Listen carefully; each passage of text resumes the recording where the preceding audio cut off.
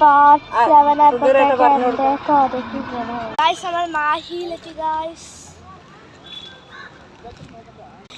നമ്മൾ മുത്തപ്പൻകാവിലെ കയറാൻ പോവായിരുന്നു. അപ്പൊ നമ്മൾ ഇവിടെ ഇങ്ങനെ മാഹിയിൽ പോയി വരുമ്പോ നമ്മള് പള്ളി കയറാൻ വിചാരിച്ചു.